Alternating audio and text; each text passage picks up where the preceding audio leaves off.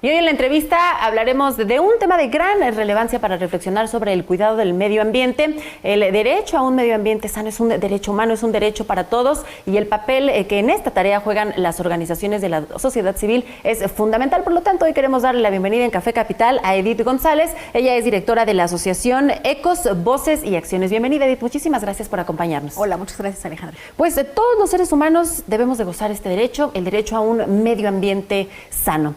¿Qué papel juegan las organizaciones de la sociedad civil, sobre todo en medio de la urbanización, la globalización? ¿Qué se hace para seguir conservando los espacios verdes?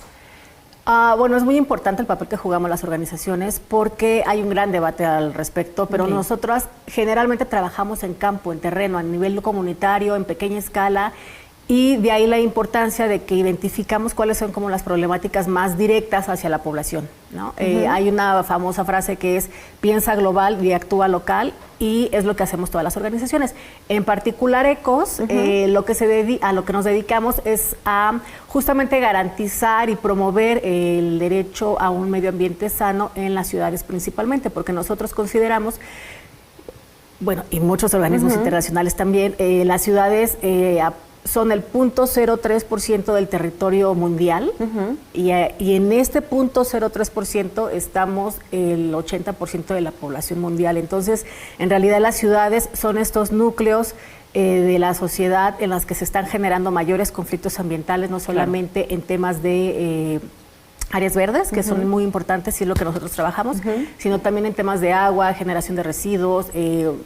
La mayoría de los conflictos ambientales derivan de las ciudades, ¿no? Sin duda alguna hay que mantener un equilibrio, y si nosotros contribuimos con ese pequeño granito de arena, pues para ir degradando poco a poco el cuidado del medio ambiente con contaminación, pues desperdicio de materiales de un solo uso, también deberíamos de sumarlo con el puntito, con ese granito positivo en beneficio de toda la sociedad. Nos trajiste aquí pues algunos folletos para explicarnos más al respecto de los programas que ustedes tienen en Ecos, Voces y Acciones. ¿Cómo los ciudadanos podemos sumarnos a la tarea que ustedes hacen? Sí, nosotros trabajamos muy de la mano con los Objetivos de Desarrollo Sostenible. Ok.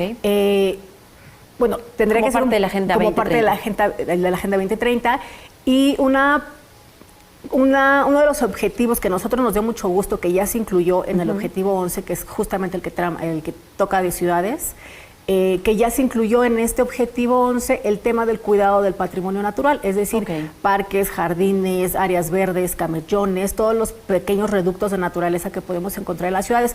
¿Por qué son importantes cuidarlos? Porque contribuyen no solamente a reducir la contaminación atmosférica a través de todo este proceso biológico de los árboles, que ayudan a capturar el dióxido de carbono, lo procesan y se libera oxígeno, ¿no? Entonces, de ahí la importancia de los árboles, pero no solamente la importancia ambiental, sino también la física y la mental para los seres humanos. Contar con áreas verdes, y está muy documentado que contar con áreas verdes impacta en la psique humana, te reduce los niveles de violencia, de estrés. Entonces, en realidad es un beneficio no solo ambiental, sino también social. Y nosotros lo que hacemos desde hace como 3 años que tenemos este proyecto de que la gente conozca la naturaleza urbana. Tenemos una encuesta, y en los cursos que damos y todas las actividades con el público que hemos tenido, nos hemos dado cuenta que la gente no conoce más allá de las jacarandas, ¿no? Por ejemplo, ahora que primavera y que todo el mundo se vuelve loco con las jacarandas. Incluso de las redes sociales. Exactamente, pero en estos libros que hicimos, que son didácticos, tenemos 10 árboles nativos de la Ciudad de México, que tú en tu camino, y siempre le decimos a la gente, cuando vayas de camino a tu casa o al trabajo, a donde sea, observa estos árboles que hay. Identifícalos. Y al menos identifícalos, porque partimos de la idea de que no cuidas aquello que no conoces, ¿no? Y los tienes que conocer, no solamente verlos, sino saber cómo se llaman, porque los tenemos a la vista. Ustedes brindan capacitación en este tema muy dirigido a los capitalinos, también lo hacen con los productores locales, también como pues una tarea fundamental de impulsar las tareas en el campo.